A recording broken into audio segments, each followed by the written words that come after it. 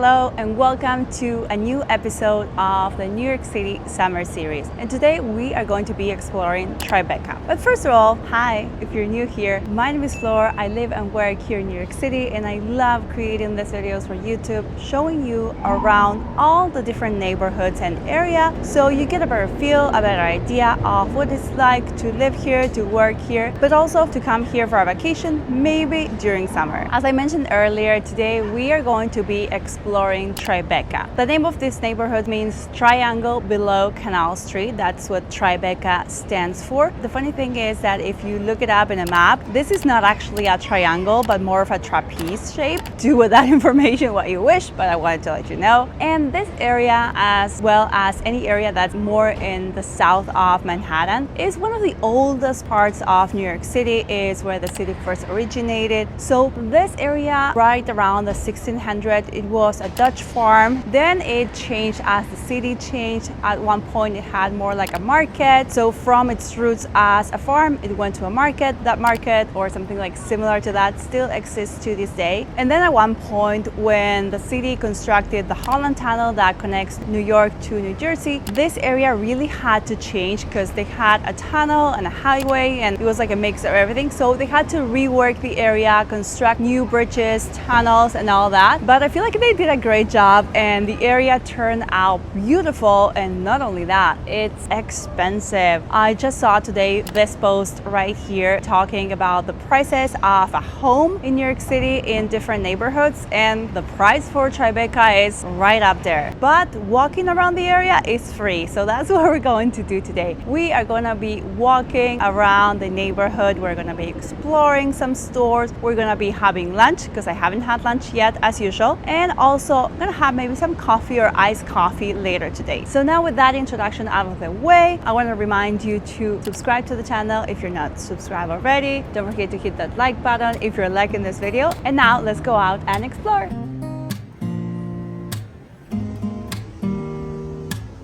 Don't need someone to save me, no, and don't come running to blame me.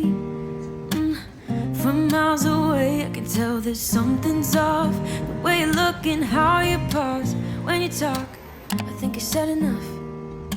You said you love me. First of all, one of the places that you really need to visit if you're ever in New York City in the Tribeca area is this fire station right here. As you're seeing, this is a fire station that is used in the movie Ghostbusters, and I'm talking about the first movie, like many years ago. But every time a new movie comes out, there's a lot of people that come here. Lots of like new signs, new things written on the sidewalk. It becomes like an attraction on its own again. So if you're a fan of the movies, I certainly loved the original movie when I was a little kid. I suggest you visit here, especially a really nice place if you have kids. Most kids love fire trucks, they love fire stations, so perfect place to visit.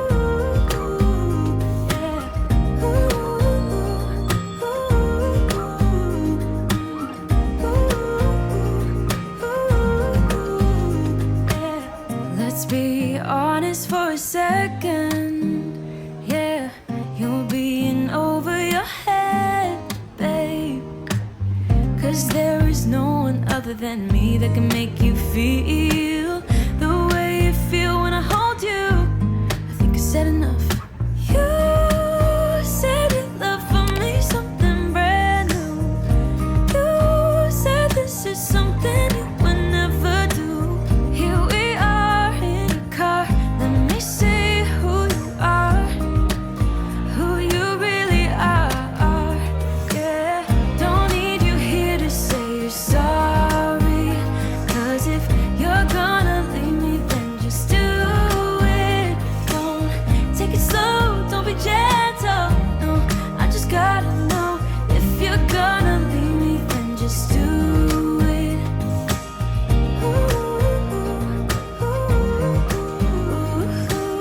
just finished having lunch. I was right here in this place called Gotan. I came outside to film because inside was really loud. I came in peak lunchtime and there was no way I was filming inside, even with a microphone. So I actually first found out of this place about 3 or 4 years ago. So this street right here, this is Franklin Street, and this street right here, this is Varick Street. So if you walk that way, which is Varick, and you go towards the north of the city, 2 blocks from there was the main location for New York Fashion Week for the past like 7 years or so. So 50 Varick Street was actually where most of the shows happened, where you had events, the main venue. So this area, including the Ghostbusters fire station that I showed you before, are actually like very familiar to me because I was coming into this area during September, during February for Fashion Week. So I feel like I walked this streets multiple times before. So now that I had lunch, we are gonna walk around. There's a saying that we have in Argentina that says panza llena, corazón contento, which translates to full belly, your heart is happy. I think it could be like something like belly full, heart full, something like that, which basically means that once you're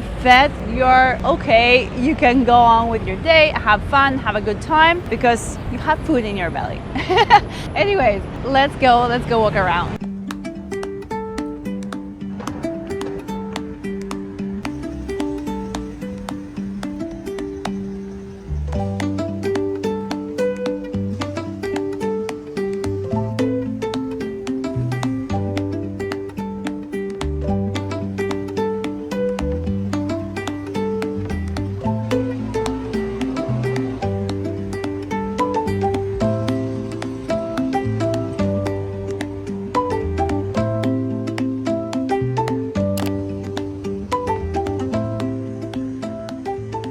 Another stop that you definitely must make if you're ever in the Tribeca area is this. This is a skybridge. This street is called Staple Street. It's actually a very short street, just 2 blocks. So 1 block this way, 1 block that other way. And this is a sky bridge. It's basically a bridge that's connecting these 2 buildings that you can see right here. Back in the day, this used to be a hospital. So on one side, you had the hospital, like emergency rooms. And then on the other side, apparently it was the laundry room of the hospital. So they would use this bridge as a way of connecting, bringing around carts and stuff. But the hospital moved many years ago. So now this is a residential space. And believe it or not, someone actually bought it. So they bought the lofts on one of the sides, then they bought the loft on the other side that has the bridge that connects it. So now they have like a massive home that's like 3 stories on one side, the bridge, and then 1 floor on the other side, which is worth like millions. I will leave more info about this purchase and this like very particular home here in New York City down below in the description box. But this is definitely a street that you need to visit if you're ever in the area, and also because around this part of Tribeca, you can still see all the cobblestones. So these cobblestones are from many years ago. They were laid here in the early 20th century, so before the Civil War, and actually they've been replaced in many parts of the city because they're not the best, because they're kind of like a hazard to walk on them because they're not all the same. So in some parts of the city, they have been replaced, and you can see like the regular like streets like you would see anywhere else in the city. But I feel like even though they're kind of hard to walk on, especially if you're wearing heels, I feel like they add to the charm of this neighborhood as well as Soho, where you can also see them. But anyways, write it down. Staple Street Skybridge, you need to visit this.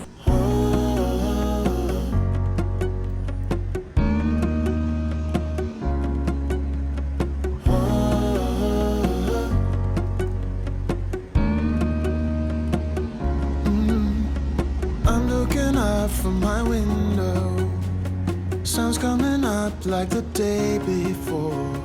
You're like a stone on my pillow. I don't make a sound when I shut the door. You don't have to wake up yet.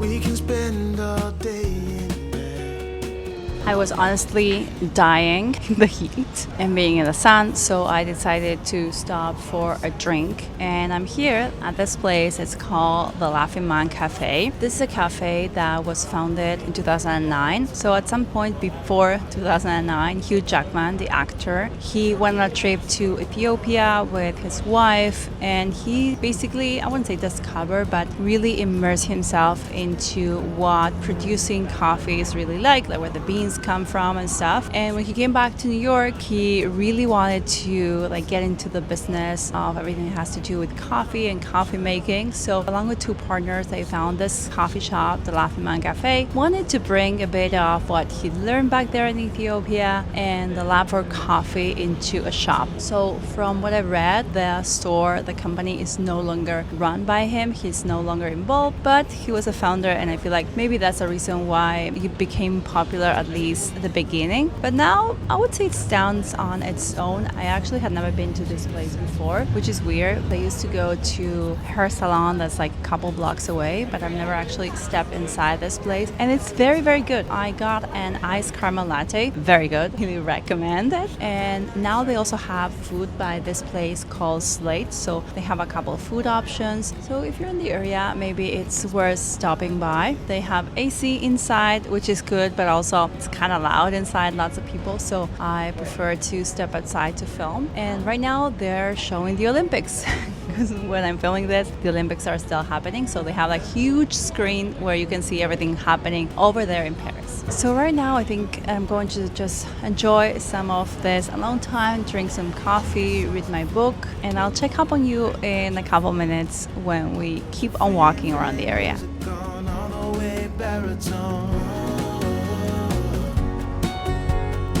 Shut the lights, go infrared.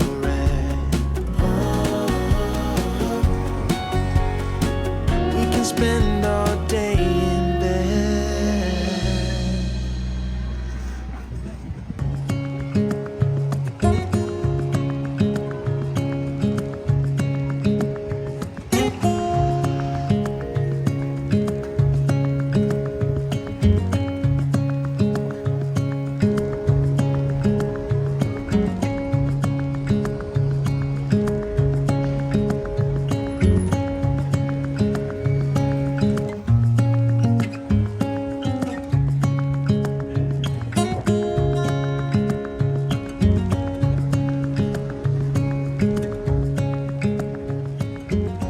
As we're heading off to our next location, I wanted to point out two things. First of all, that here in the Tribeca area, there are two streets. One of them over there, that one is called Duane, and this one right behind me is called Reed. That might sound familiar because Duane Ready is a very popular chain of pharmacies here in New York City. They started with just one store on Broadway between Duane and Reed, and then as time passed, they grew, they got more popular, and now they have plenty of stores. They are a very, very popular chain here in the city, and this is where the name comes from. And the second thing is my outfit, my look of the day. I am wearing another dress from this year's summer collection from H&M. This one, I would say, is not really my style, not something that I would typically wear, but as soon as I saw it and then when I tried it on, it felt like very Disney princess, and I love that. I love the cinch waist. I feel it looks great. And I, of course, pair it with sneakers. I usually wear two sneakers when I'm wearing dresses in summer. One of them are my Nike Air Force Ones, and this other pair that I'm wearing today is like a very similar pair to the Air Force One, but it has a different name. It's like slightly different, and it's a lot less expensive. I got them from Famous Footwear, and they're like around, I would say, like half the price as a pair of Air Force One. So it could be a great option. I'll link both pairs down below, as well as this beautiful, beautiful dress that I recommend you get in a smaller size than you would usually get. I got most dresses from H&M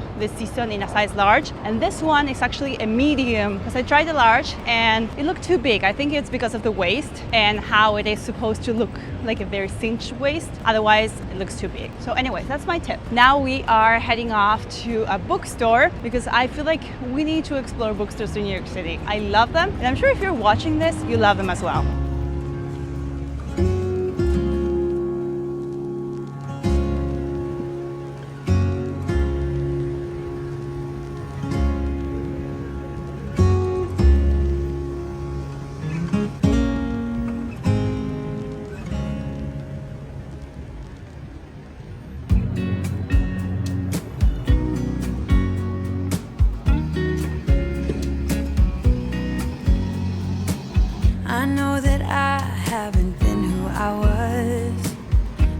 supposed to be the one you can trust.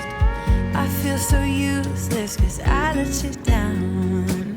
I hope there's some way I can make it alright, cause I know that you deserve much more than this.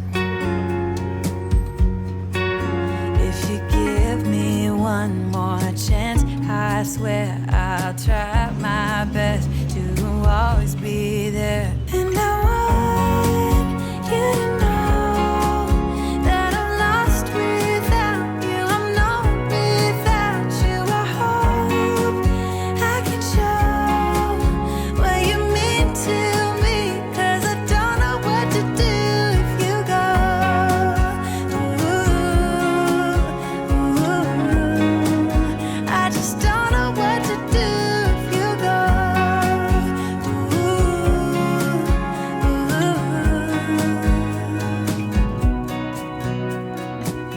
I've been so selfish and made you believe that you're not good enough, but you're all I need. I take you places that you've never been. I would give you the world if you let me try again. Yeah, just give me one more chance. I swear I'll try my best to always be there. And I want you to know. So I just left the mysterious bookshop, which was our last and final stop for today's video. And what I like to do when I'm planning these videos a couple days in advance is that I try to learn more about the story of the neighborhood, and I also try to find which places, which spots, whether that's a restaurant, a cafe, a bookstore in my case because I love them, which of those places I would love to visit or to revisit if I've already been to them. And one of those places was this mysterious bookshop. I've actually been to an event right next door and I hadn't seen this bookstore, and what I love about it is the concept. It's all about mystery books, about thrillers, all about that, and you see how it's like the perfect decorated bookstore with all this like signs of Police and Cross. Like, I don't know, I really like the ambience of the place. I feel like bookstores in general in New York City, they do such a great job trying to make you feel right at home if you love books, or helping you if you're like not really into books but you're looking for a gift for someone else. Love finding this place and getting to explore it. Also, they had AC and it's very hot today, so that was great. So I really love making these videos. I really love discovering and rediscovering the neighborhoods in New York City, and I hope you're liking it as well. If that is the case, of course, give it a thumbs up, subscribe to the channel if you're not subscribed already, and you can also go ahead and watch the previous 2 videos of my Summer New York City series, which are the West Village and the Seaport District. That is going to be everything for today's video. If you're still not following me on Instagram, you can go ahead, follow me there as Pereira, as you're going to see right here. And as I always say, I will see you on the next one. Bye! Everybody makes mistakes. Yeah, 'cause no one can be perfect. It was just one kiss, but that don't justify it. I know what I did was wrong, but it's like